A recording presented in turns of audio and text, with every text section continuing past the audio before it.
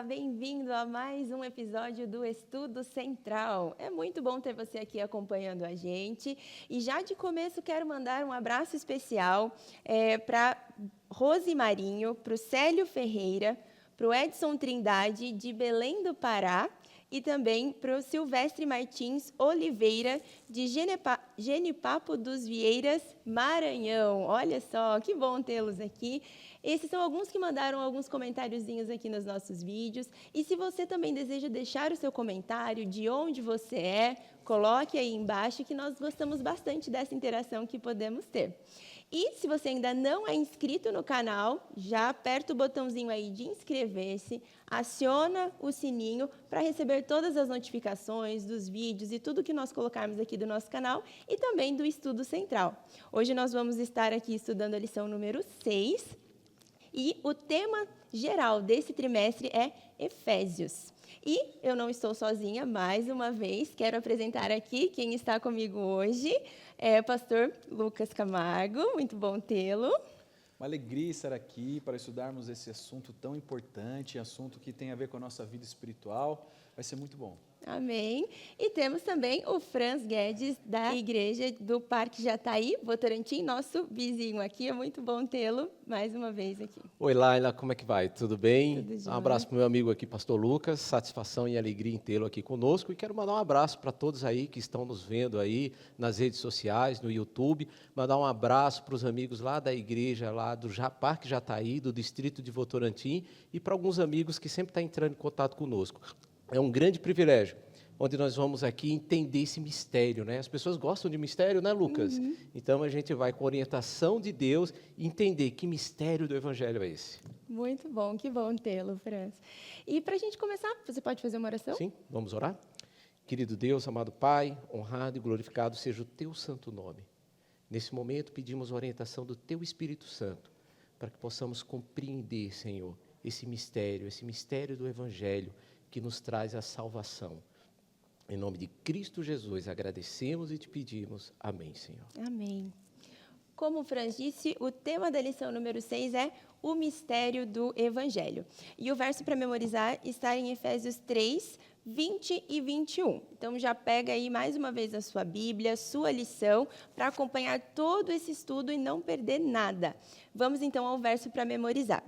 Ora, aquele que é poderoso para fazer infinitamente mais do que tudo o que pedimos ou pensamos, conforme o seu poder que opera em nós, a ele seja a glória na Igreja em Cristo Jesus por todas as gerações, para todo o sempre. Amém. O verso para memorizar nessa semana, ele traz ali o finalzinho do capítulo 3, né? A gente pode enxergar aqui o finalzinho de Efésios 3, mas eu quero, para a gente começar a estudar, é importante a gente começar ali no início, né, do capítulo. E no verso 1, traz assim, né? Por essa razão, eu, Paulo, o prisioneiro de Cristo Jesus, por amor de vocês, os gentios, e continua. E como que essa expressão aqui, prisioneiro de Cristo Jesus, o que Paulo estava querendo trazer nesse momento? Ele estava literalmente ali preso? Qual eram as circunstâncias nesse começo de capítulo 3 de Efésios? Bom, realmente Paulo estava prisioneiro, ele estava preso, né? E ali na sua prisão ele escreveu algumas cartas, e dentro dessas cartas ele escreve para os irmãos na igreja de Éfeso. Agora, um ponto interessante é o seguinte, mesmo ele passando por esse momento de sofrimento, de prisão, limitado para fazer as suas atividades, ele aproveita isso aí para dizer o seguinte, eu sou prisioneiro de Cristo Jesus. Ele se colocava realmente nessa condição. E nessa condição de dificuldade que ele estava passando, ele tirava ali lições preciosas para confortar a sua igreja. Uhum. É interessante pensar que o apóstolo Paulo, ele estava preso numa circunstância real, era literal a sua prisão, mas espiritualmente ele não estava preso a essa cadeia. Exato. Então ele não estava ali pensando nessas dificuldades, nas circunstâncias materiais. Ele estava pensando agora na sua missão que Cristo tinha dado a ele. Por isso ele se denomina prisioneiro de Cristo. Alguém que, em outros momentos ele fala escravo, servo de Cristo. Alguém que realmente está com um compromisso firmado com o Senhor Jesus. E por essa razão, no capítulo 3, que é o foco do estudo dessa semana, nós vemos o apóstolo Paulo falando a respeito, basicamente, de dois temas aqui. O primeiro é o mistério e o segundo é a sua oração pastoral que ele faz para o povo em Éfeso. Então, você vê o prisioneiro, como ele está preso. Nós, seres humanos, somos tentados a falar das nossas circunstâncias, falar dos nossos problemas e nos queixarmos. A verdade é essa. Mas aqui o apóstolo Paulo, ele esquece disso e pensa na sua missão como pastor daquele grupo. Que lindo pensar nisso. Exato. E aproveitando esse ponto que o pastor citou, né, do mistério do Evangelho, qual seria esse mistério que foi confiado a Paulo? Interessante, Laila, que é o seguinte, né? As pessoas parecem que gostam de um segredo, um mistério, parece que mexe com as pessoas, né? Nossa, mistério, mas que mistério é esse, né? No tempo de Paulo, no tempo dos judeus ali, eles acreditavam como aquele povo exclusivo para viver e pregar o Evangelho. Só que aquele povo, quando Cristo vem para eles, né, Cristo vem para os seus e os seus não recebem, porque eles estavam esperando um Messias para libertar eles do jugo romano, e Deus veio trazer a libertação espiritual. E aí, nesse momento, depois ali do sacrifício, ali do apedrejamento de Estevão, Deus agora, ele abre a mensagem para todos, para os gentios. Deus queria usar os judeus para levar essa mensagem para todos, mas os judeus, eles não aceitaram essa missão, e coube a Paulo agora esse privilégio, e foi uma alegria muito grande para Paulo. E quando Paulo ele desvenda esse mistério, agora ele leva esse evangelho da salvação, não só para os judeus, mas para todos os gentios, dentro de um ponto de vista de união. Esse que é o ponto a salientar. Exatamente. Aqui no verso 4, a Bíblia diz assim: ao lerem o que escrevi, poderão entender a minha compreensão do mistério de Cristo, o qual, em outras gerações, não foi dado a conhecer aos filhos dos homens, como agora foi revelado aos seus santos apóstolos e profetas pelo Espírito.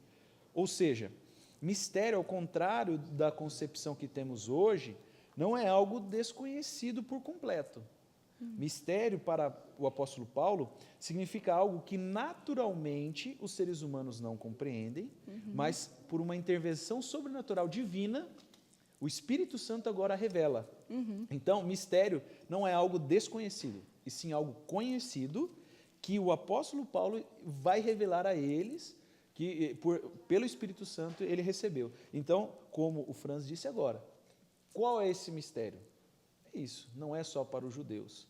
Então, agora os gentios, inclusive no verso 1, ele se dirige aos gentios, né? Uma igreja composta por judeus e gentios, e agora ele fala assim, olha, eu, prisioneiro de Cristo, por amor de você, os gentios, vou dizer uma coisa para vocês, olha, esse é um mistério, e o mistério que eu entendo é dessa forma.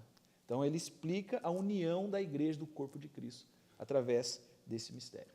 Exatamente. E agora vamos avançar um pouquinho aqui no capítulo. A gente chega ali no verso 8, a gente vê que Paulo ele se descreve como o menor de todos os santos. E depois, em 1 Timóteo 1,15, ele se descreve como sendo o pior, ou o principal dos pecadores. O que foi acontecendo com Paulo para ele ter essas visões, né, modificadas de si ali, né, onde ele antes colocava como o menor dos santos, e aí depois ele como os piores dos pecadores? Você sabe, Laila, quanto mais a gente se aproxima, assim, dessa alegria, dessa dádiva de conhecer a palavra de Deus, de ter essa comunhão com Deus, a gente percebe o quão pecador nós somos. E quão pequeno também nós somos. Paulo tem uma frase que eu gosto muito, que ele diz o seguinte: quando eu estou fraco, na realidade eu sou o quê? Quando eu sou fraco, eu me torno forte. Desculpa aqui, repetindo. Porque é o seguinte, na minha fraqueza, eu vejo as minhas limitações, as minhas dificuldades, e as poucas dádivas que nós temos, as pouquinhas coisas boas, isso é justamente dom de Deus, né? Então, quando a gente vê aqui esse versículo 8, a mim, menor de todos os santos, me foi dada esta graça de pregar aos gentios o Evangelho. Ele tinha uma missão muito grande. O projeto dele era grande, desafiador, complexo, complicado. E diga-se de ditado, ele estava preso por conta disso. Porque ele estava batendo de frente com os judeus e abrindo agora esse evangelho da graça para os gentios. E ele foi perseguido por conta disso daí. Então, não era um desafio pequeno, era um desafio grande. E, mesmo assim, diante desse desafio, entendendo, compreendendo esse mistério do Evangelho, ele ainda se sentia pequeno. A gente vê que, ora, ele quer falar da sua autoridade apostólica, em outro momento ele fala do que isso representa no reino de Deus, né? Como o próprio Jesus ensinou, o grande, quem que é o grande? É o pequeno, né? É aquele que serve. Então, o apóstolo Paulo ele demonstra essa compreensão. E o que eu acho interessante, por exemplo, no verso 10, ele estende isso a nós, né? Eu acho muito interessante. Por exemplo, eu vou ler aqui o que o texto diz. E isso para que agora, pela igreja, a multiforme sabedoria de Deus se torne conhecida dos principados e das potestades nas regiões celestiais. Ou seja, essa compreensão que ele tinha, ele passa isso para a igreja também. Não é somente eu que devo agir dessa forma, todos vocês. E eu fico pensando, isso é uma reflexão para nós que frequentamos igreja. Eu que sou pastor de igreja, Franz é líder, talvez muitos que estão assistindo frequentam ou são líderes de igreja, sabe? Muitas vezes a igreja ela está voltada para si mesma. Muitas vezes os programas da igreja, os departamentos e ministérios da igreja são voltados para o sustento da máquina, para que as engrenagens estejam de acordo, para que os cultos, os programas, todos voltados para a igreja. Quando a gente volta para a Bíblia, o conceito bíblico é outro. O mundo vai saber através da igreja. O evangelho precisa ser anunciado através da igreja. Ou seja, então, nós precisamos sair aqui daquele modo tradicional, da caixinha, né? E pensar fora, pensar em como alcançar pessoas, em como ser relevantes na comunidade, no bairro, fazer a diferença na vida das pessoas. Eu fiquei muito intrigado com essa perguntinha que apareceu aqui no final do nosso estudo de terça-feira. De terça. Se sua congregação leva a sério a missão da igreja descrita por Paulo em Efésios 3:10, isso pode mudar a forma como você e seus irmãos da igreja se relacionam?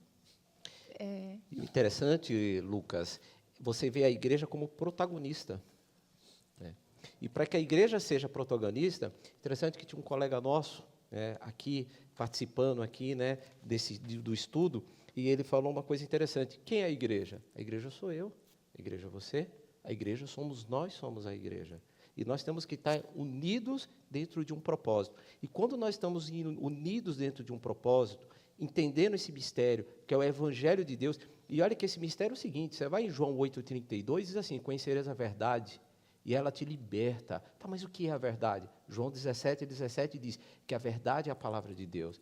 Então, esse Evangelho é a palavra de Deus, é um plano de salvação para tirarmos-nos desta prisão que nós estamos vivendo, que se chama-se pecado.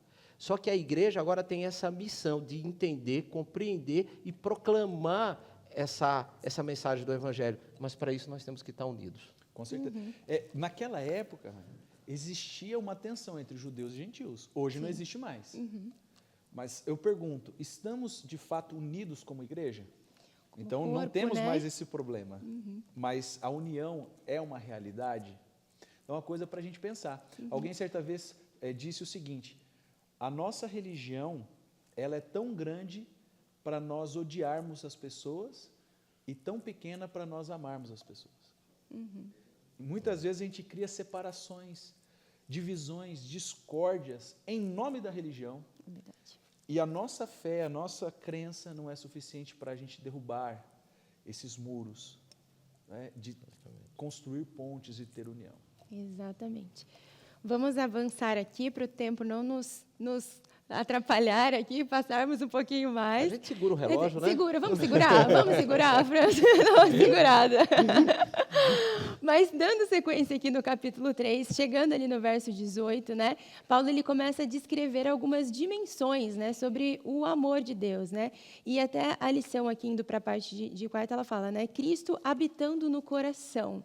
Né? O que Paulo estava querendo dizer aqui com essas dimensões do amor, que ele estava querendo dizer nesse momento? O que tem a ver com Cristo, né? Realmente habitando em nossos corações, a largura, comprimento, altura, profundidade? O que Paulo estava colocando aqui nesse momento? Eu quero começar com o versículo 17, depois, antes de entrar no 18, do capítulo 3 de Efésios. Você acompanha aí na sua casa? Eles estão com a Bíblia, pode deixar. Já estão com a Bíblia, já, né? Estão com a Bíblia, Opa, com a lição, tá bom. certinho. Então vamos lá, diz assim, ó. E assim habite Cristo no vosso coração, pela fé, estando-vos arraigados e alicerçados em amor, a fim de poderdes compreender com todos os santos qual é a largura e o comprimento e a altura e a profundidade, então, entrando no versículo 19, dizendo assim, e conhecer o amor de Cristo, que excede todo entendimento, para que sejais tomados de toda a plenitude de Deus. Que coisa linda, né, Lucas? Que coisa maravilhosa. Eu quero dividir isso em 2 tópicos. O primeiro, Paulo, ele nos convida para abrir justamente, aliás, para receber o Espírito. Nós temos que entender que sem o Espírito de Deus, nós não somos nada. É o Espírito de Deus que se comunica, aí sim vem no segundo tópico, através da nossa mente. Eu abrindo a minha mente para receber o Espírito de Deus, para que eu possa compreender, para que eu possa aceitar. E o interessante é que, por mais que eu busque, eu tenho que entender uma coisa, o seguinte, e eu quero levar esse versículo, aqui o 19, né, e o 20, dizendo justamente o seguinte, às vezes a gente se acha tão limitado diante dos problemas e as dificuldades que nós temos, mas a largura, a profundidade, ela é tão intensa, ela é tão grande que nós somos muito limitados para compreender isso daí. Mas a síntese disso é justamente uma coisa, Deus te ama e Ele pode te alcançar independente da sua situação e aonde você esteja. Eu gosto de pensar aqui no verso 19, que ele resume, o apóstolo resume o que ele estava querendo dizer. Ele fala da plenitude de Deus, toda a plenitude de Deus. Vocês fiquem cheios de toda a plenitude de Deus. Ou seja, essas 4 dimensões aqui são, na verdade, para dizer tudo, um tema amplo, porque não fique nada fora, para que vocês sejam cheios de Deus. Muitas vezes nas visitas pastorais, eu visito as pessoas e gosto de ler essa oração do apóstolo Paulo na casa das pessoas, porque eu fico imaginando, se a gente vive isso aqui, se isso acontece na nossa vida, na prática, bom, a gente tem a plenitude de Deus em nossa vida, isso é suficiente. Exato. E já entrando mesmo no ponto aqui, né, do verso para memorizar, ele termina com essa oração, com esse louvor. E por que Paulo estava louvando a Deus nesse momento, né? O que envolvia mais ainda esse momento, né, de louvor, ao final, o desfechinho aqui que nós lemos, né, de Efésios 20 e 21. Sabe, eu muitas vezes li esse texto e usei esse texto num contexto de gratidão, sabe? Aconteceu uma grande bênção, uma grande vitória, então deu tudo certo. Agora vamos falar, Deus é infinitamente poderoso para fazer mais de tudo quanto pedimos ou pensamos. E se a gente voltar ao contexto do apóstolo Paulo, ele estava preso, ele estava em situações materiais extremamente precárias, as prisões romanas não eram um método de punição, então não havia infraestrutura em Roma para as prisões, então era uma prisão muito precária, muito pior, né, do que a gente pode imaginar. E isso não era uma barreira para ele. Nesse contexto ele fala, Deus é maravilhoso, Deus ele faz muito mais do que a gente pode pensar, pedir, e ele faz isso, e a gente dá glória a ele, por quê? Na igreja, em Cristo Jesus, ele opera isso na igreja. Então, o apóstolo Paulo, ele demonstra aqui um senso de direcionamento, um senso espiritual muito forte, um exemplo para nós, sem dúvida. Paulo levava consigo a atmosfera do céu, né? E isso é muito lindo, né? Isso é muito bonito, né? E o interessante é que tudo começa com Deus. O processo é Deus e tudo termina com Deus. Mesmo diante de várias situações, e como o pastor aqui bem citou, situação complicada, difícil, preso, limitado, mas olha que coisa linda, ele termina, né, o capítulo 3 louvando a Deus, agradecendo a Deus. A pergunta é, você, temos agradecido a Deus? Temos louvado a Deus? Temos vivido essa atmosfera do céu? É um ponto para refletir, Laira. Exatamente. Era até, inclusive, também o que eu ia colocar aqui, para a gente, como a gente pode experimentar, como Paulo também, né, esse poder de Deus, como nós podemos estar no nosso dia a dia experimentando esse poder, né? O que vocês acham que a gente pode estar fazendo para estar cada dia mais próximo de Cristo, estando ali em comunhão com Ele? Como que a gente consegue trazer um pouquinho mais desse poder no nosso dia a dia, na rotina? Quer começar? Pode ser. Eu vejo da seguinte forma, que o amor de Deus, ele ele é demonstrado por nós através do sacrifício de Jesus, enfim, do cuidado, da sua manutenção, desde a criação, enfim. Porém, ele comunica esse amor para que nós também amemos. Isso é maravilhoso. Então, não podemos pensar que a vida cristã, a vida espiritual, ela pode ser levada de maneira solo. Então, a pessoa ela se exclui de todos e ela vive ali uma íntima comunhão com Deus. No ministério de Cristo, a gente vê a todo tempo ele se isolando, buscando comunhão com Deus, para estar em comunidade, para comunicar o que Deus tinha dado a ele. Eu acredito que, respondendo a sua pergunta, como a gente pode vivenciar isso na prática? É isso, buscar em Deus, para que a gente tenha o pleno, a gente tenha, esteja totalmente preenchido por Deus, mas não para que isso seja um fim em si mesmo. Ou seja, eu tenho comunhão com Deus, ótimo. Não. Para que isso transborde para as pessoas, para que não haja divisões na igreja. Olha, lembra do mistério? Para que não fique uma igreja de judeus, uma igreja de gentios, para que vocês assumam o papel de protagonismo, como você disse, para proclamar essa mensagem ao mundo. Então eu vejo dessa forma, a gente precisa buscar em Deus, ter a sua plenitude em nós, para compartilhar com os outros. Ou seja, fé. O justo viverá pela fé. Como Paulo ele termina a sua carta louvando a Deus, reconhecendo Deus como poderoso, Salmo capítulo 116, versículo 1 e 2 diz assim: Amo o Senhor porque Ele ouve a minha voz e as minhas súplicas, porque inclinou para mim os seus ouvidos, e invocá-lo-ei enquanto eu viver. Olha que coisa interessante. Ele invocou para mim os seus ouvidos de um pecador falho, com todos os problemas que a gente possa ter. Vou contar uma historinha rapidinha aqui. Tinha um jovem que ele estava afastado dos caminhos de Deus. E aí ele resolve voltar a ter esse relacionamento especial com Deus. Não, agora eu quero o caminho.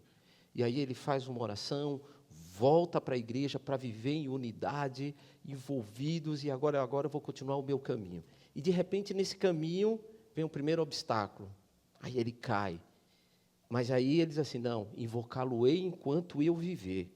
E aí ele invoca o nome de Deus, ele clama a Deus e ele continua a sua jornada. E aí, de repente, no caminho da jornada, cai uma pedra enorme, grande. Uf. E aí ele começa a orar, e ele ora, e ele invoca a Deus, e Deus agora fica em silêncio.